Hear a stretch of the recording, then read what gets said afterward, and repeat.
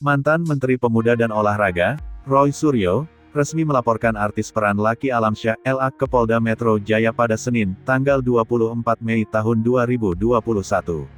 Laporan ini dilayangkan karena Roy Suryo merasa difitnah sebagai pelaku tabrak lari oleh Lucky Alamsyah pada Sabtu lalu. Apa yang saya laporkan? Dugaan pencemaran nama baik dan pemutarbalikan fakta.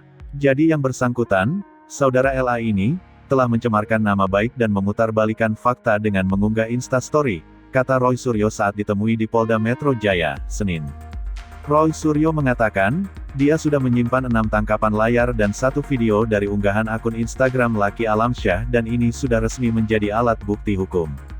Dia membenarkan, memang ada peristiwa pada malam hari tersebut dengan Lucky Alamsyah. Saya sedang di lampu merah, lalu kedua dari kanan akan masuk ke jalur ketiga dari kanan. Dari sayap kiri, tiba-tiba dari belakang ada mobil, melaju kencang yang kemudian menyerempet. Jadi saya yang diserempet, ucap Roy Suryo. Diberitakan sebelumnya, Lucky Alamsyah menyesalkan tindakan pelaku tabrak lari yang disebutnya sebagai mantan menteri pada Sabtu, tanggal 22 Mei tahun 2021. Lewat unggahan Instagramnya, bintang sinetron Kemilau Cinta Kamila itu memperlihatkan foto mobil pelaku yang menabraknya.